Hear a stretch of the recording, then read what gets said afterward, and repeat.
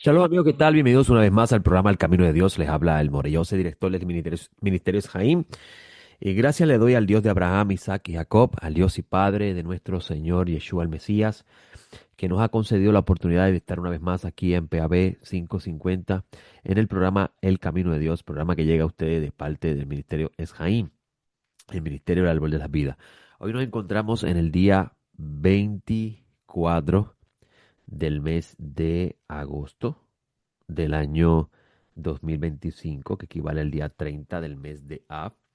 Esto significa que ya al anochecer del día de hoy estaríamos comenzando el mes de Elul, que es el mes número 6 del calendario hebreo, y con ello la cercanía a las conmemoración de las fechas especiales o fechas establecidas por Dios para que el pueblo de Israel pudiese encontrarse con Él en estos días solemnes y poder realizar los preceptos y las actividades que el Creador bendito sea demandaba de parte del pueblo como parte del convenio que el Creador estableció en el Sinaí.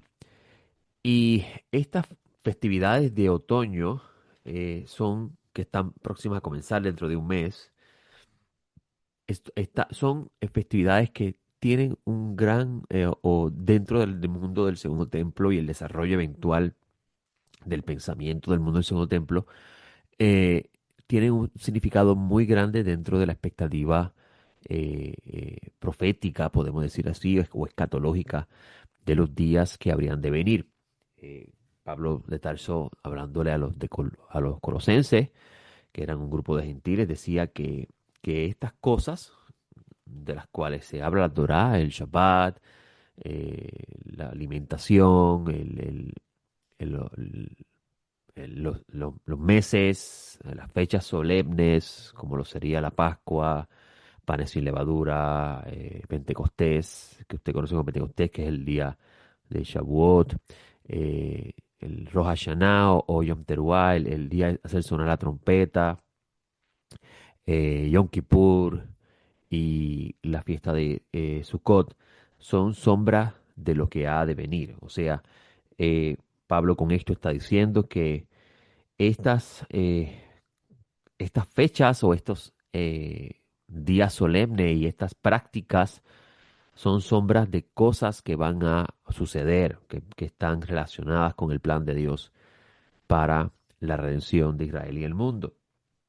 Y estudiar estos días solemnes y cómo los sabios de Israel hablan de estos días solemnes y su significado es muy valioso para nosotros que estamos en la fe del Mesías y deseamos entender y conocer la mente de Dios, que claramente es muy difícil llegar a alcanzar y comprenderla, pero el Creador en lenguaje humano nos ha dado la oportunidad de poder tocar algo de esta revelación. El Ministerio Jaime tiene un centro de estudio. El Centro de Estudio Hebraico El Camino Nazareno se encuentra ubicado en la carretera 511 del barrio Real en Ponce, específicamente en el kilómetro 1.8, en Plaza Real. Allí nos reunimos todos los sábados a partir de las 9 de la mañana.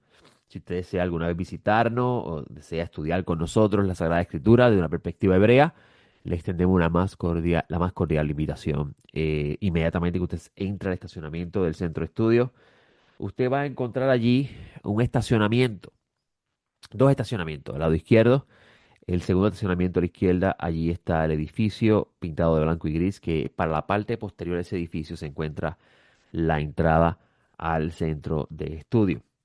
Hay una cortina azul que identifica la entrada a nuestro centro de estudio. En el día de ayer leyendo la porción titulada Re'e, que se traduce como mira.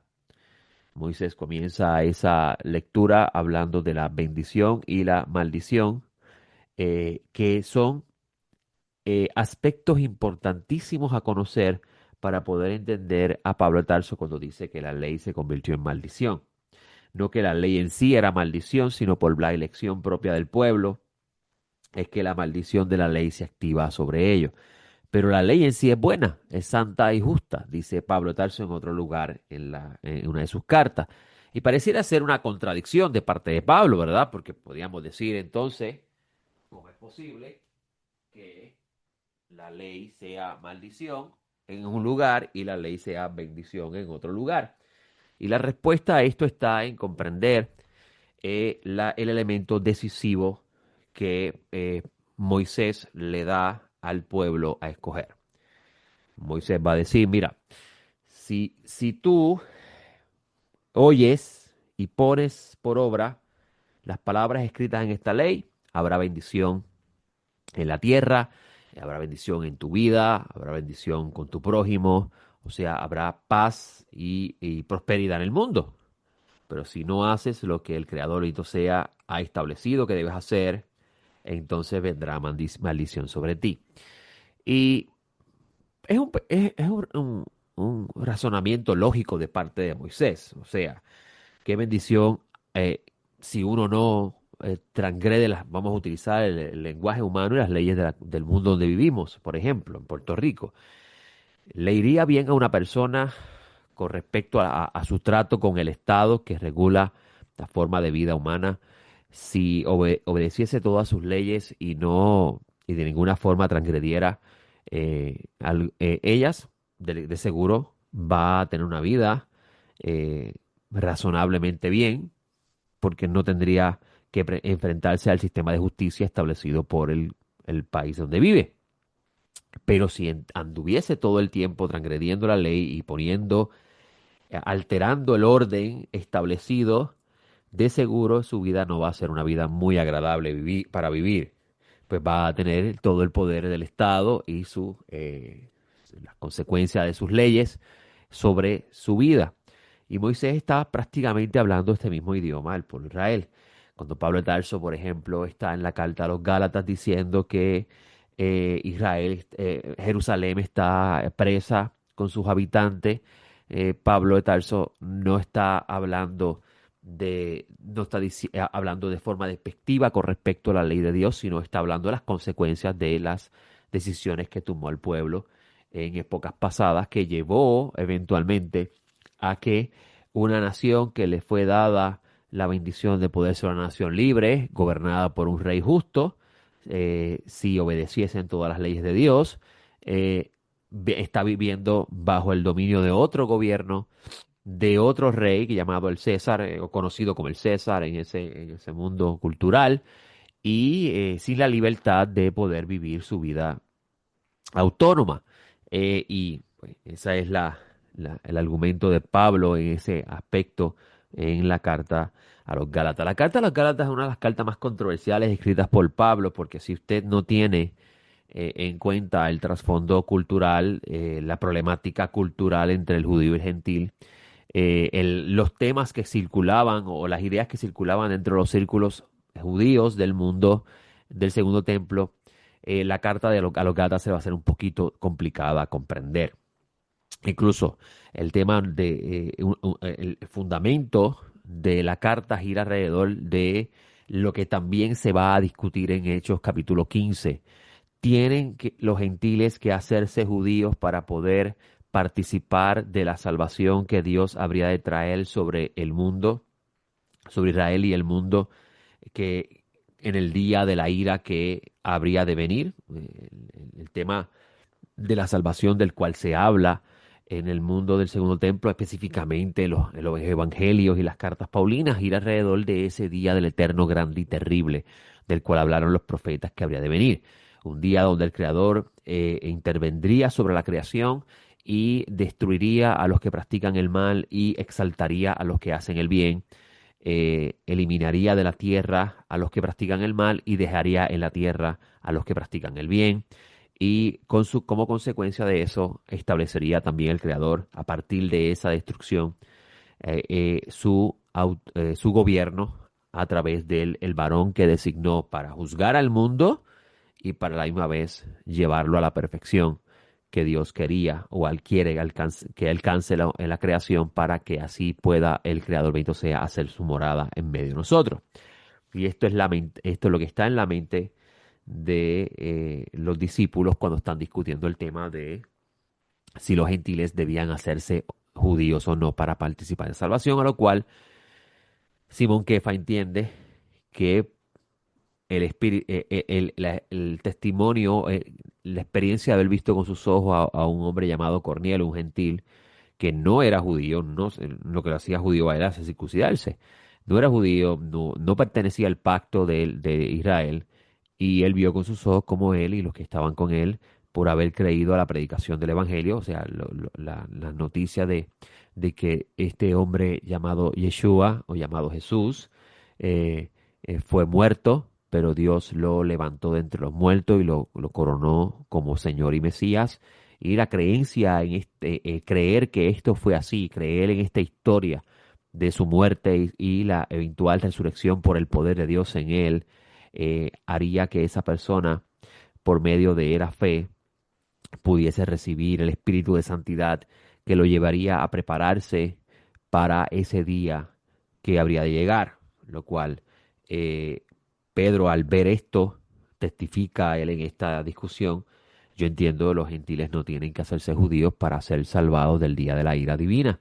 Lo que tienen que hacer es creer que Yeshua es el Mesías, creer en la resurrección de los muertos y esperar con fe de que Él regrese viviendo una vida que sea apropiada. ¿Cuál es la vida apropiada que debemos decirle a ellos que deben practicar? Y ahí es que se decide estas leyes de santidad que comienza Jacobo a establecer, y eventualmente Pablo de Tarso va a dar a conocer en sus cartas.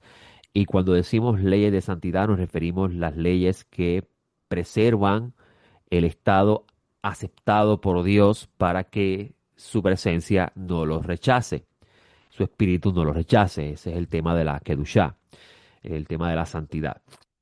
Ahora, eh, en el día de ayer tuvimos la lectura de Ekef, que comienza en el capítulo eh, 7 del libro perdón, RE, que comienza en el capítulo 11 del libro de Deuteronomio, versículo 26, y termina en el capítulo 17, versículo 17. También tuvimos la oportunidad de conversar un poco con respecto a Juan 6, 35, 51. Digo un poco por me tardé media hora hablando sobre eso, donde el Rabino Yeshua, el santo maestro y el Señor, el Mesías, el Rey de Israel y el mundo, designado por Dios, eh, cuando retorne, se sentará en el trono de gloria, que es una forma de aludir al trono de Israel. Si usted tiene dudas sobre esto, lea Primera de Crónicas, capítulo 28, donde David va a estar hablando de cómo Dios decidió que un hijo de él se sentara en el trono de Israel para siempre y gobernara sobre Israel.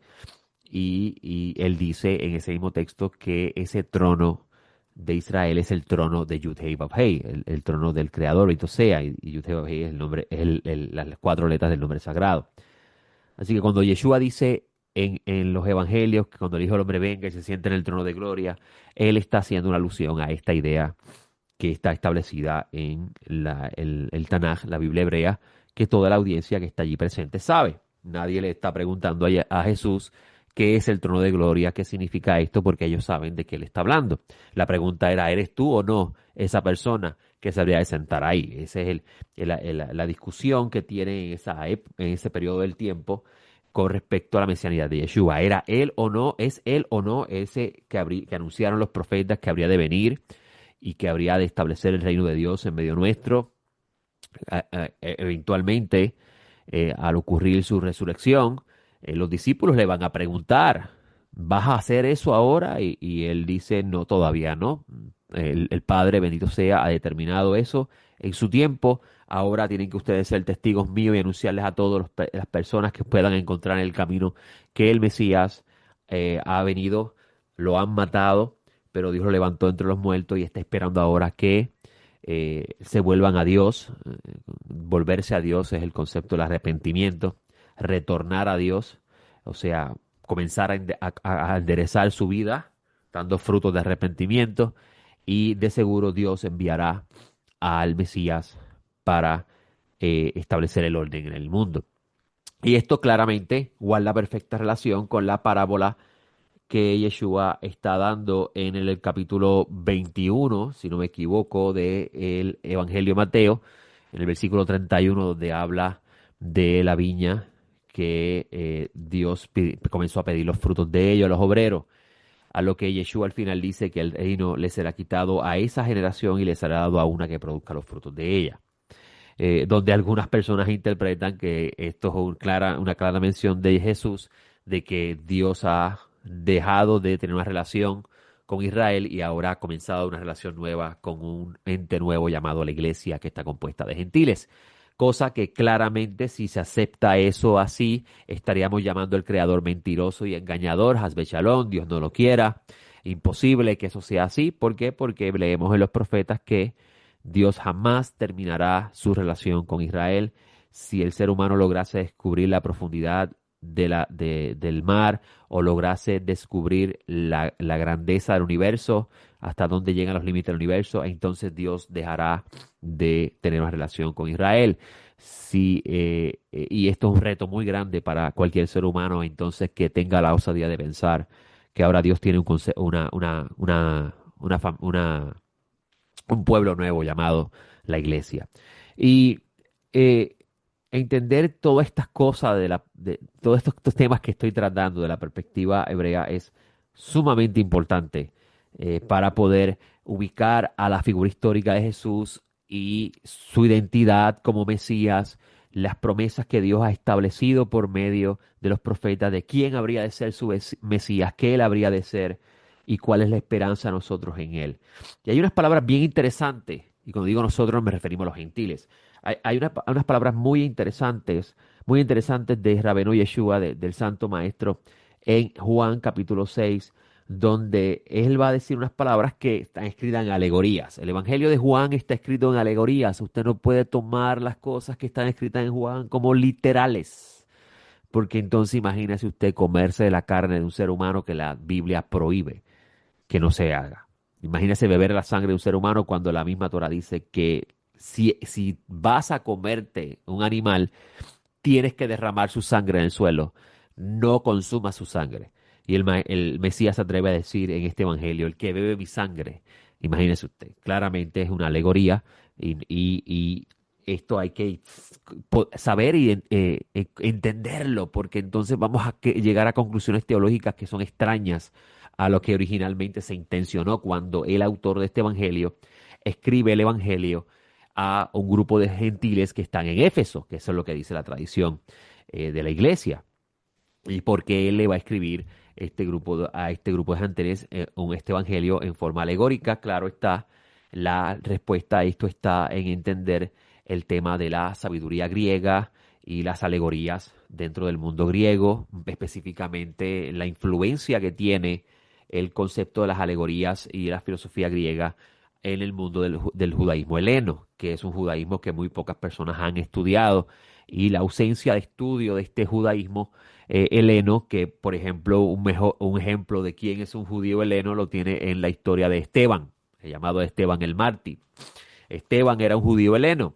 Usted va a leer en el libro de los Hechos, donde se habla la historia de los helenistas que estaban protestando por las mesas porque había favoritismo sobre los hebreos y no sobre ellos. En el mundo del Segundo Templo había un conflicto muy grande en la tierra de Israel con respecto a estos judíos helenos, porque algunos los consideraban traidores a la fe o traidores a la identidad judía, y otros también los identificaban o comentaban sobre ellos como personas que estaban alterando el sentido original de la Torá.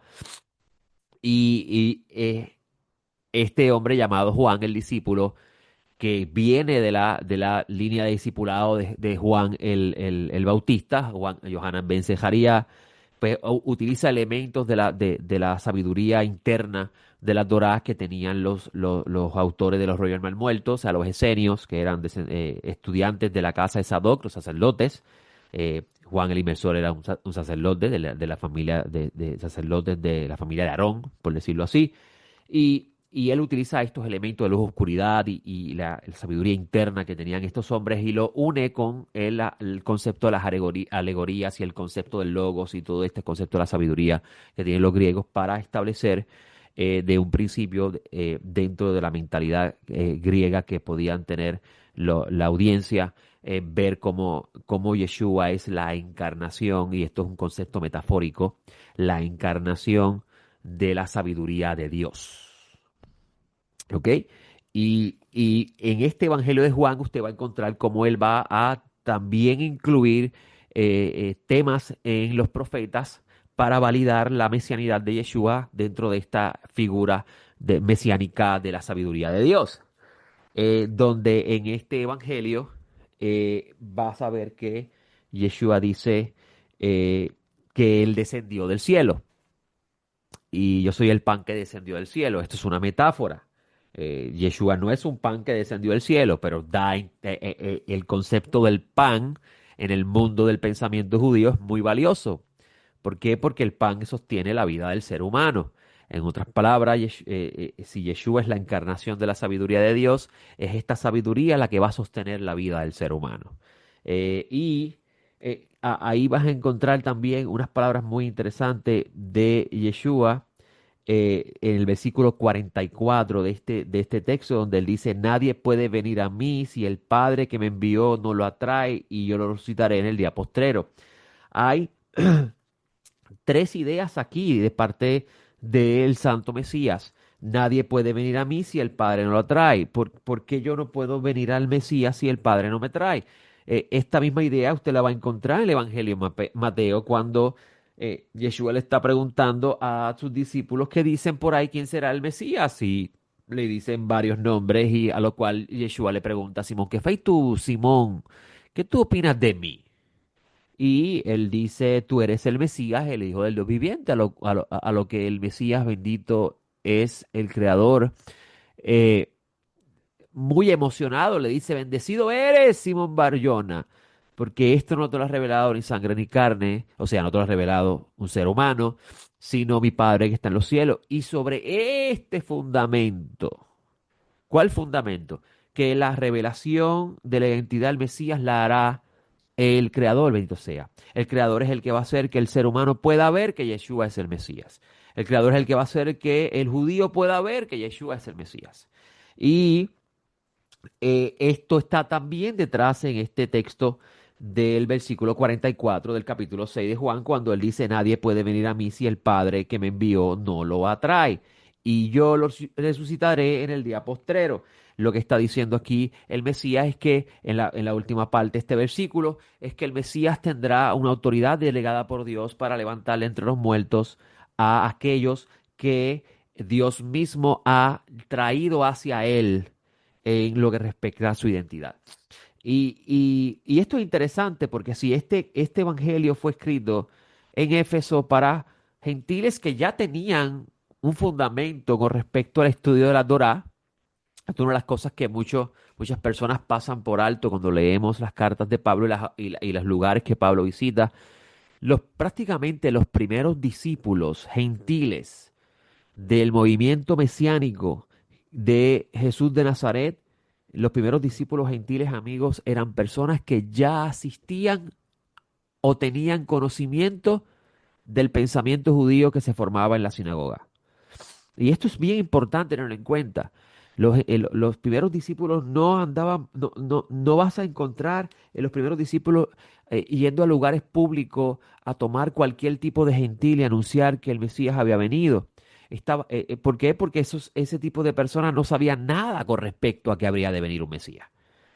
Ahora, los que ya estaban asistiendo, estos gentiles que ya estaban asistiendo a la sinagoga, que estaban participando del judaísmo de los judíos helenos, que es un tipo de judaísmo diferente al judaísmo de Jerusalén, utilizaban la Septuaginta, o sea, la Biblia en griego y no la Biblia en hebreo. Esto es bien importante porque Pablo va a utilizar la Septuaginta como la Biblia inspirada o el documento inspirado para hablar del Mesías. Y por eso le digo mucho a ustedes que si usted quiere conocer el pensamiento de Jesús y Pablo, los demás discípulos, tienen que estudiar la Biblia que ellos conocían. Y Pablo va a utilizar esta Biblia para hablar a esta audiencia. Esta audiencia no tenía, tenía, mejor dicho, ya un trasfondo de conocimiento que otros eventualmente no van a tener. Y, y esta audiencia a la cual el autor de este evangelio le escribe, pues es una audiencia que tiene un trasfondo griego, una forma de pensamiento griego y por eso es que él utiliza mucho el concepto del logos, que es la sabiduría en el mundo, en el pensamiento conceptual griego. Él lo convierte en un concepto judío, basándose en el Tanaj. Utiliza el concepto del logos como la sabiduría de Dios. Y el primer judío que habla del concepto del logos es Filón de Alejandría. Estudiar la literatura de Filón de Alejandría te va a ayudar muchísimo a entender la visualización que tiene Filón de Alejandría de la idea del logos y la función que realiza el logos dentro de este mundo judío heleno que comienza a presentar conceptualmente la idea de Dios, pero mucho más grande o mucho más amplia de lo que podría pensar un israelita del mundo del segundo templo. Y esto pues es valiosísimo entenderlo porque también vas a tener a Pablo hablando a un grupo de pensadores en el Areópago allí en Atenas y está diciéndole a ellos que el Dios que creó todas las cosas no habita en templo de hombre, a lo cual, templo hechos por humanos, mejor dicho. Y a lo cual parece una contradicción porque él viene de Jerusalén y allí está el templo donde habita la presencia de Dios, donde dice la Biblia que él conoce que allí Moisés construyó un tabernáculo y allí habitó la presencia de Dios y también al igual el templo de Salomón. Así que pareciera ser que Pablo no sabe, no conoce su Biblia y realmente no es esto, es que la audiencia a la cual está hablando tiene un pensamiento conceptual un poco diferente y Pablo va basado en el desarrollo del pensamiento judío heleno a traer ese pensamiento conceptual a esa audiencia. Ahora, ayer aportamos a la temática del capítulo 6 de Juan el asunto de aquellos que van a ser atraídos hacia el Mesías, cómo Dios va a hacer que judíos y gentiles sean llevados a los pies del Mesías para que el Mesías sea el pastor y líder de ellos. Y esto también, esta idea, además de encontrarse en Ezequiel, también se encuentra en el libro del profeta Isaías, específicamente en el capítulo 55, donde dice el Eterno en el versículo 3: Inclinad vuestros oídos y venid a mí, escuchad y vuestra alma vivirá. Yo haré con vosotros un pacto eterno. Esto se refiere al pueblo de Israel. Las misericordias fieles prometidas a David. He aquí lo he puesto por testigo a los pueblos. Interesante, ya para el momento que este rollo está siendo escrito, David ha muerto. Han pasado muchos años de la muerte de David. David no está en medio de ellos. En el mundo del segundo templo, este nombre David comienza o esta identidad de David comienza a utilizarse para referirse al Mesías. Así que cuando leemos David en los textos de los profetas, se está refiriendo al Mesías. Así se entendía ya para el mundo del segundo templo. Y dice el versículo 4: He aquí lo he puesto por testigo a los pueblos, por caudillo y soberano de las naciones. Quiere decir que el Mesías heredará no solamente el reinado de Israel, sino también heredará el reinado de todas las naciones. Y esto es importante. ¿Por qué? Porque el próximo versículo nos va a decir cómo entonces las naciones se vendrán ante él y lo verán a él como su rey. A lo que dice el versículo 5: Y aquí llamarás a gente que no conociste, y gente que no te conocía correrá a ti. ¿Cómo esa gente que no lo conocía a él van a correr hacia él? El secreto de este versículo o mejor dicho, de este versículo sí, y de este misterio está en el próximo versículo. Por causa del eterno tu Dios y del santo Israel que te cubrió de gloria. O sea, el profeta está diciendo que es el creador el que va a hacer que gente que no sabía nada sobre él vayan hacia él, se rindan a sus pies y lo llamen su rey y sean guiados por él. Y esto es importante, ¿por qué? Porque cuando, por ejemplo, vamos al texto del capítulo 6 de Juan, vamos a ver la misma idea con respecto a estas palabras del profeta Isaías, donde el maestro de Nazaret, el rey Mesías, el rey ungido, dice eh, que nadie puede venir a mí si el Padre que me envió no lo atrae, y yo lo resucitaré en el día postrero. Ahora, es interesante esto, porque el próximo versículo está relacionado, y el tiempo se me acaba, pero el próximo versículo está relacionado a esa misma lectura que hicimos en el centro de estudio ayer. Y permítame buscarlo y leerlo rápidamente. Dice el capítulo 54 de versículo 13, lo siguiente: y todos tus hijos, se refiere a los hijos de Israel, serán enseñados por el Eterno, los hijos de Jerusalén. Y mire el próximo versículo del Evangelio, versículo 45: y está escrito en los profetas, y serán todos enseñados por Dios. Y todo el que oyó de parte del Padre, esto es una alusión a referirse todo aquel que escuchó la palabra de Dios, lo que es la Biblia, que conocía a Jesús en el tiempo de él, y aprendió, viene a mí, dice él. O sea que no solamente escuchó, sino aprendió, viene a mí. Y es interesante esto porque él está diciendo, en otras palabras, todo el que escuche la palabra de Dios y aprenda, Dios va a hacer que él venga a mí. Le doy gracias al Eterno por este espacio. Amigos, créanme, para mí es un gran honor levantarme en la mañana los domingos y poder hacer este programa en vivo. Me disfruto poder compartir estos tesoros, y yo le doy gracias al Eterno por tantos años y la bondad que ha tenido hacia mí, porque yo no soy merecedor de poder hablar estas maravillas. Así que bendito es el Dios de Abraham, Isaac y Jacob, bendito es el Padre de nuestro Señor Jesús el Mesías, y bendito es su Mesías. Les hablo el Morellosa, le doy gracias por este espacio y espero poder estar con ustedes la semana próxima con el favor del Eterno en otro programa más, El Camino de Dios. Nos vemos la próxima. Shalom.